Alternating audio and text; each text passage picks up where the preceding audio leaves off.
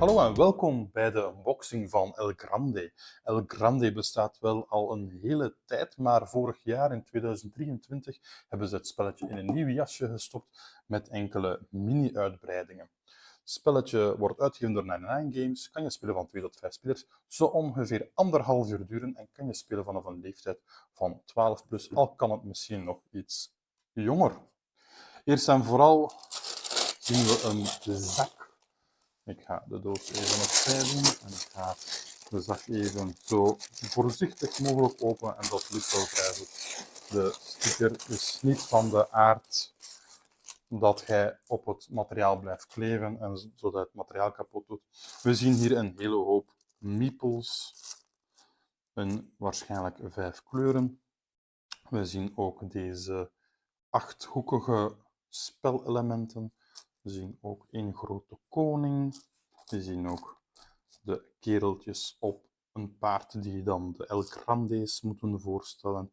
En ik denk qua verschillende spelelementen dat ik er door ben, natuurlijk behalve onze gewone meeples.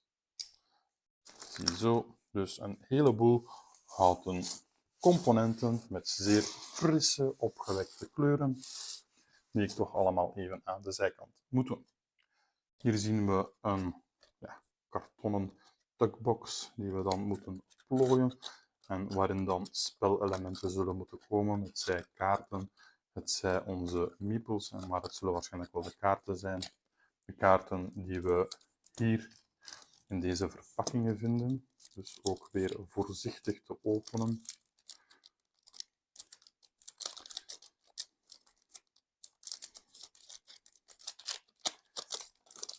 Ja, ik denk niet dat we deze verpakking nog kunnen toevoegen of gebruiken.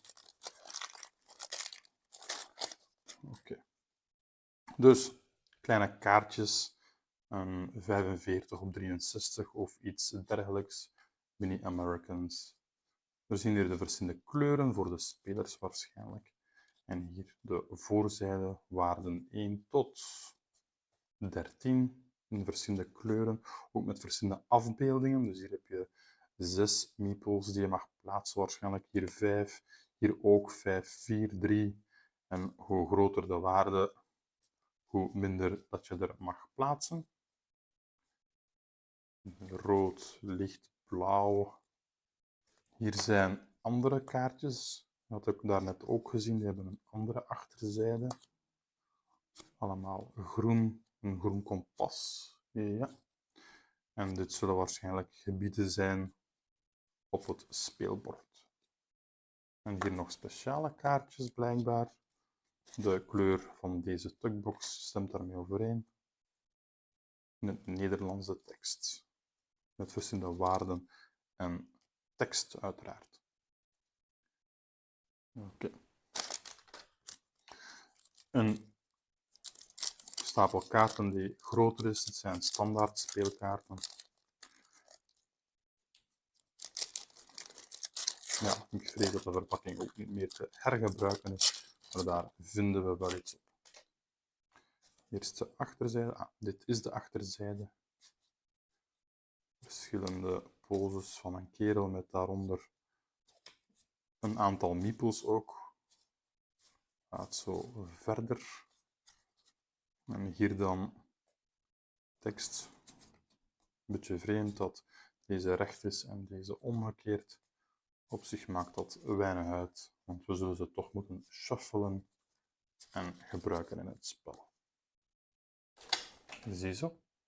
We zien hier in de doos nog een klein zakje. Ja, het is toch toe, dus ik zal het moeten scheuren. Een aantal plugjes. Er zit er nog eentje in, dacht ik. Ziezo. Waarschijnlijk om borden aan elkaar te doen of iets dergelijks. We zien hier de regels. Hier zijn vooral hoe je het castillo in elkaar zet. En hier de kiesschijven. Daarvoor zullen we die plugjes dus nodig hebben. Een vrij groot regelboek. Groot in de zin van, het is een A4'tje. En als je het opplooit, uiteraard een A3'tje. De rails zien er wel duidelijk uit, met voldoende afbeeldingen en voorbeelden. Enkele varianten, een spel met 2 en 3 spelers, waarbij zul je blijkbaar toch enkele aanpassingen moeten doen. Een mini-uitbreiding zien we hier ook. Alternatieve actiekarren en opnieuw een mini-uitbreiding. En op de achterzijde een beschrijving van de verschillende kaarten, wat altijd wel handig is. Hier zien we verschillende doosjes.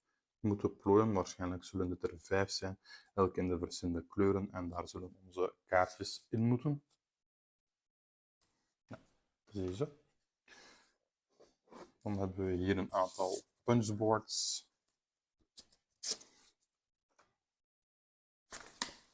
Hier zien we ons castillo dat we moeten maken. Het blijft toch een beetje hangen precies. Voorzichtig punchen is dus de boodschap. Zie je zo. Dat is al de voorzijde van ons kasteel. En hier hebben we dan de spelersborden waarschijnlijk. Die punchen wel zeer vlot.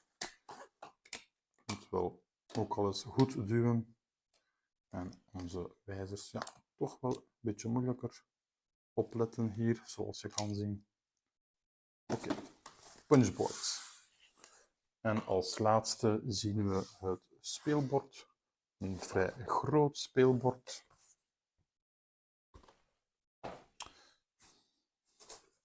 Ik weet niet of het volledig op het scherm kan.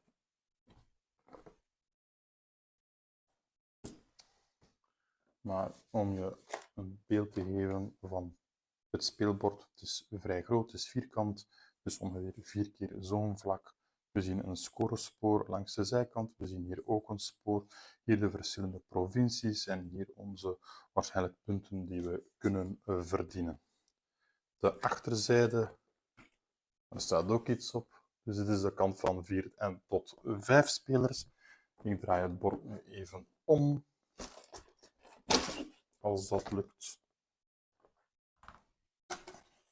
voor de zijde van 2 en 3 spelers te tonen. Ziezo, dit was onze unboxing van de vernieuwde versie van El Grande. Bedankt om te kijken.